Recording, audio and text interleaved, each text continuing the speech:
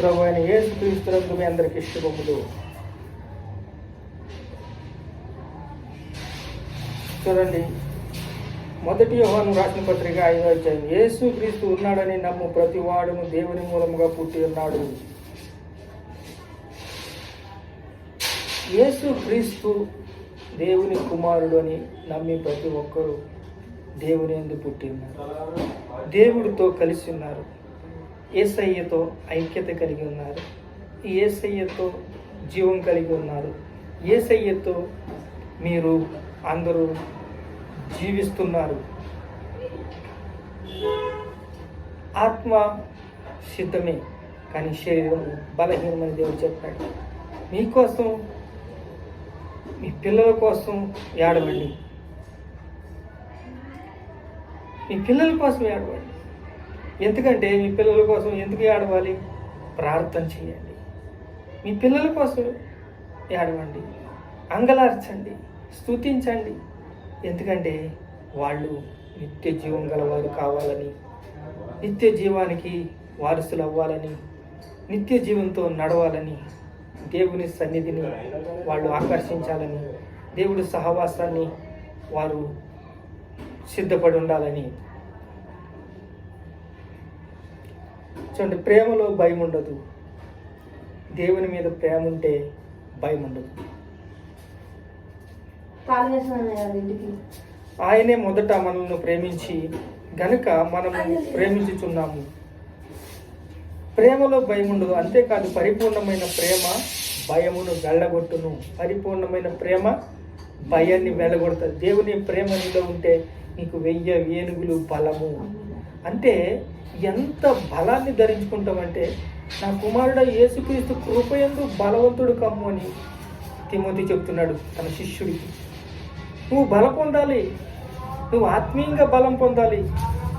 నువ్వు బలం పొందితే, నువ్వు బలం ధరించుకుంటే నిన్ను వెంబడిస్తారు, నిన్ను ఫాలో అవుతారు, నీతో నడుస్తారు. నువ్వే బలహీనంగా ఉంటే నిన్ను ఇంకా కృంగదీయడానికి అపవాది ముందుకు వస్తాడు. అపవాది మనుషులు నిన్ను వెంబడిస్తారు. ఏం చేస్తారు? నిన్ను కృంగదీసేస్తారు. అపవాది మనుషులు ఉన్నారు. చూడండి,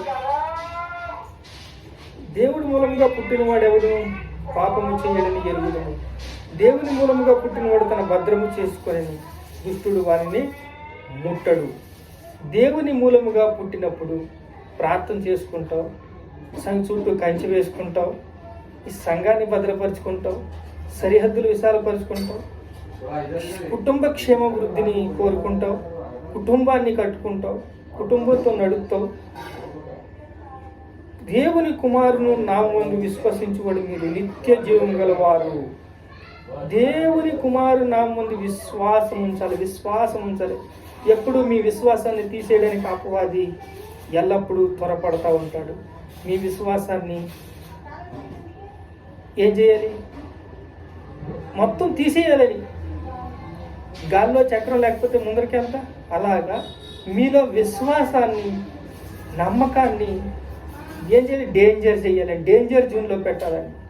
సడన్గా ఫోన్ వస్తుంది, సడన్గా మీ విశ్వాసాన్ని కబళించేయాలని, మిమ్మల్ని రింగ్ వేయాలని అనేక రీతిలుగా సైతాన్ పదే పదే పదే పదే సైతాన్ మనుషులతో వాడు చేసే నాటకం. సైతాన్ తంత్రాల్లో మేము ఎరగని వారము కాదు అని పౌలు చెప్తున్నాడు.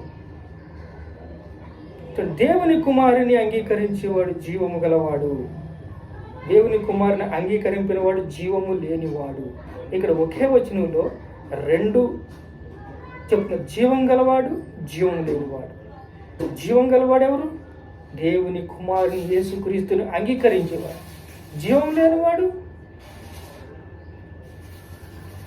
దేవుని కుమారుని అంగీకరింపిన వాడిని జీవం లేనివాడు అంటారు. తండ్రి స్తోత్రం నాయన, ప్రార్థన చేసుకుంటాం. మహాపరిశుద్ధానికి స్తోత్రాలు స్తోత్రాలు స్తోత్రాలు స్తోత్రాలు. ఘనత మహిమ ప్రభావాలు నీకే చెల్లిస్తున్నావు తండ్రి.